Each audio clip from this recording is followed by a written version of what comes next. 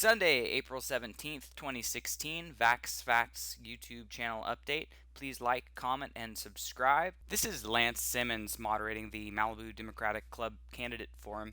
He is also a contributing author for Huffington Post, having written almost 200 articles for HuffPost.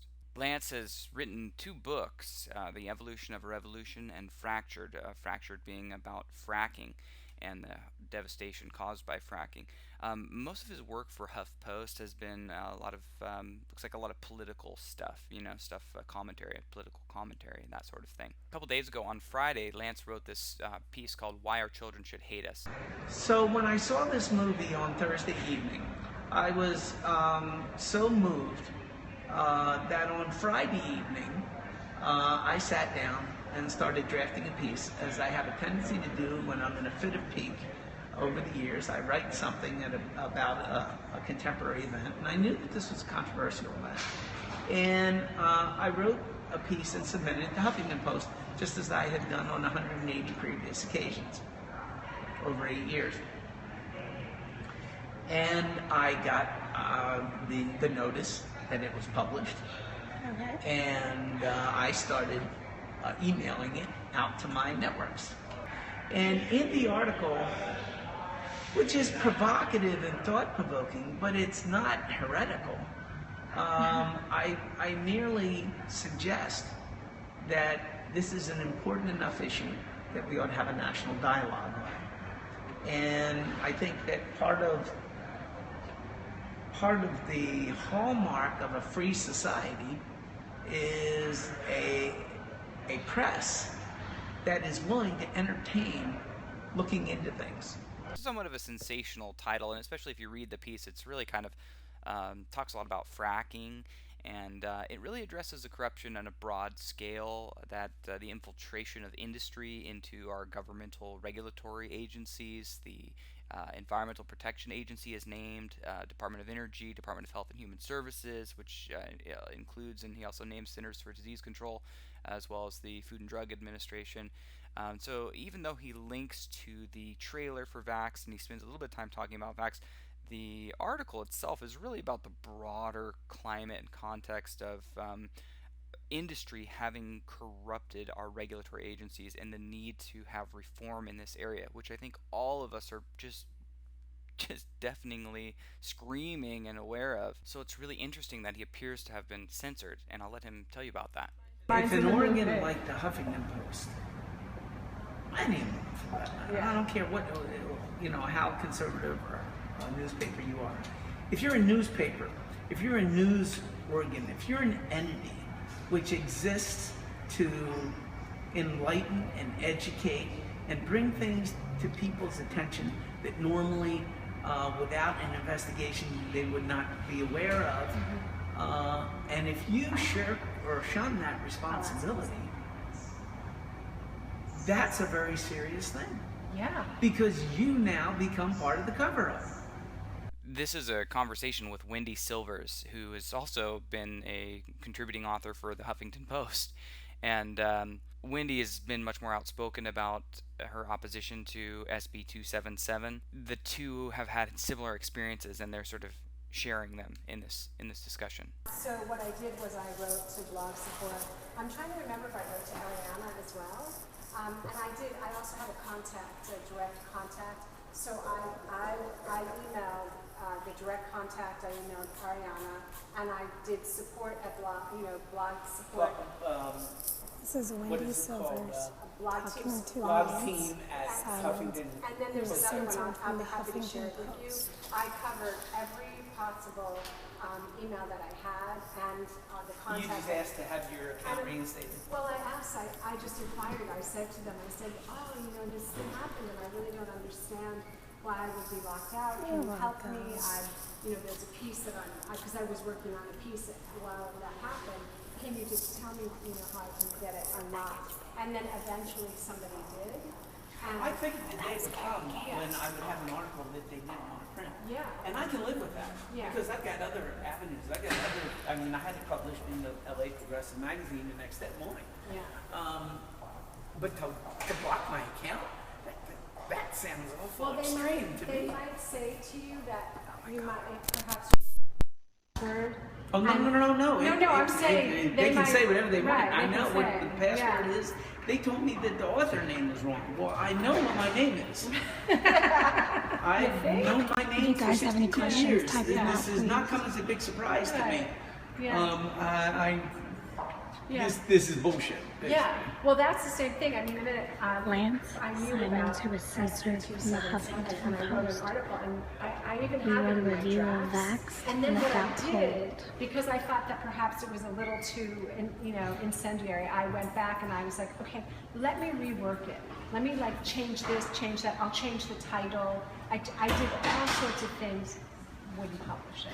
Went back. Just tell me you don't like my article, Right. and I'll either shop it somewhere else, Exactly. or I'll rewrite it. Exactly. But don't block me out. Exactly. What kind of nonsense is this? Not only did they just decide not to publish it or whatever, they actually booted him, locked up his account, and he hasn't heard anything from them. So I'll try to include a little audio clip of him enumerating um, the specifics of what happened there. Here's his Twitter account. You can see he's published to kind of promote this and get this out there as well. And it's really interesting. It's just ironic because when you look at the Huffington Post, inform, inspire, entertain, empower. This is what I always try to do. I'm like, what's their motto? I want to see how hypocritical this action is, or so I went looking in, and as you could see on these other pages, they just have the regular Huffington Post logo without the little taglines there. And so I kind of was searching around and finally found this little um, this little snippet of their their values expressed, because every brand kind of has you would hope has some value that they at least kind of hold out to the public as being what they intend to represent. And I think this is obviously a huge failure on their part. The article is not even really all that incendiary. It's just basically saying all of our government regulatory action is failing and is corrupt, and we need to do something about it. It doesn't stop in one area or another. It's just all of it is bad. It's not like a heavily focused piece about vaccines by any means. It really isn't. I put it into the context of this just appears to be one more in a continuing spate of major governmental failure and governmental regulatory failure to protect the health, safety, and welfare of its citizens, which is the core responsibility of government.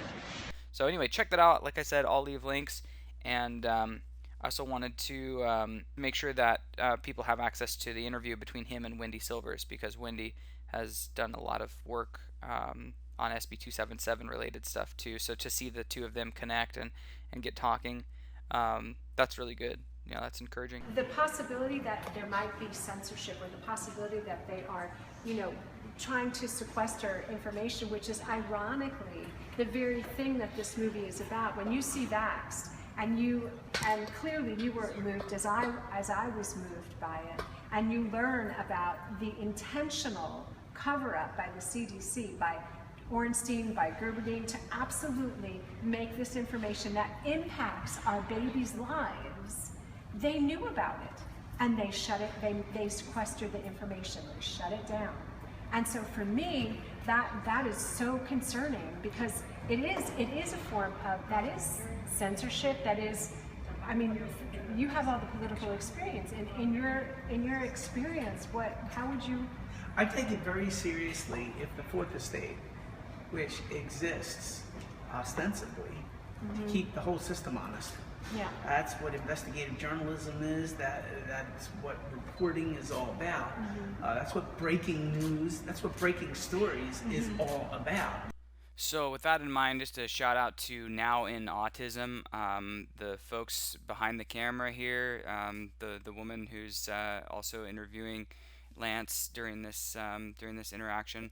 Thank you. This is amazing. This is a work of journalism, modern day journalism, afforded to us by this technology of live streaming. Very cool. There's also some footage of Lance taking the stage with Andy Wakefield and Del Bigtree during a Q&A session at this theater where this conversation takes place. And if you watch the full version of this, you can actually see Andrew Wakefield and Del Bigtree both kind of passing in the background. But I really wanted that footage, but it disappeared from Periscope before I could grab it. So if anyone has that of Lance talking there, I would love to see that, because that was just something compelling about seeing him telling his story to the audience, and the phrasing.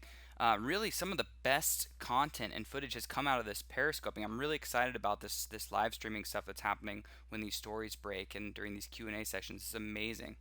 I find this very, very troubling. And I may well here be the victim of asking maybe too penetrating or maybe asking the right questions. And if that's the case, we're in much deeper trouble than some of us, like myself, thought. Thank you. I had a very similar experience in terms of writing about when SB 277 was introduced, and I was also locked out of my account.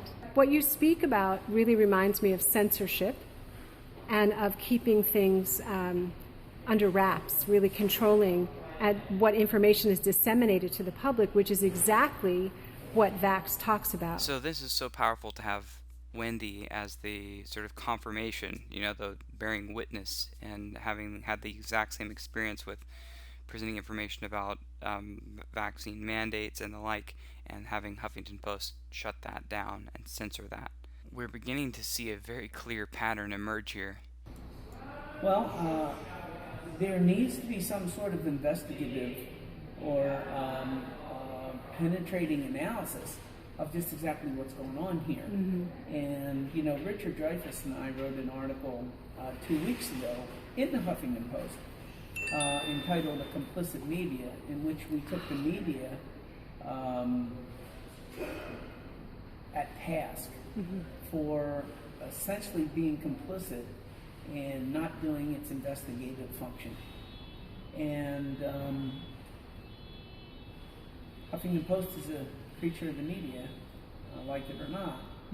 So if in fact there's even a hint of a stench here, it needs to be dealt with. Yeah. And so my call to Arianna would be, you need to get on top of this, and you need to get on top of this immediately. And I would be more than happy to sit down with you and work with you and work through this. And I'm sure that there are plenty of others associated with this film who would like to do the same. I agree. Well, thank you so much. Thank you. I appreciate all you shared. Thanks. So Lanza's talking about Arianna Huffington, who is the co-founder and editor-in-chief of the Huffington Post. She gave a talk in 2010, just before AOL acquired the Huffington Post for $315 million. And in this talk, she talks a little bit about her philosophy of leadership. The essence of leadership is being able to see the iceberg before it hits the Titanic. Allowing AOL and the pharmaceutical industry to dictate what goes to print at the HuffPost is a massive iceberg. You can also see that she's been named Time Magazine's list of the world's most 100 influential people and Forbes' most powerful women. She's a really inspiring woman, and you would think that she might take an interest in this topic of Vaxxed and the cover-up that's occurring at the Centers for Disease Control. However, I think it might be presumptuous to think that she has the kind of influence to do that at this point, because the paper has been sold. She's an editor, but she doesn't have the power to override the monetary structure, right? And the entity exists for the shareholders at AOL now. So it may be a little overly optimistic to think that Arianna Huffington is going to have the ability to solve this problem, even though she may have the desire to, although it doesn't appear so. But in response to her most recent contribution, Arianna posts for Huffington Post still, "We're looking for heroes, send us your nominations." And hands down, this week my nomination goes out to Lance Simmens, who is doing an incredible thing by stepping up and publishing this, attempting to publish this article in Huffington Post and making it public when you guys decided to derail this. That's my nomination. It seems over the past maybe 10 or 15 years, we have this continuing parade or cascade of things that should be dealt with by our government. They should be dealt with by the regulatory processes which exist to protect the people. And the regulatory processes, I've spent 40 years in government. I've worked for a lot of agencies. I've seen the co-optation that goes on. I know all about the corruption of money in our system today. I know all about the revolving door. So you weren't surprised by a lot of what you saw in Vaxxed? Well, I wasn't surprised as much as I was disgusted. Okay. Because I at one point worked for the Department of Health and Human Services under Donna Shalala in the Clinton administration. And so I'd been to the CDC, and I felt, probably naively, that this organization was dedicated to the proposition that it was there to protect us from the pharmaceutical corporations, not to be their shill. Let's talk about this in the comments below. If you like this video, please subscribe for more content similar to this. And as always, please be well, be informed, and educate before you vaccinate.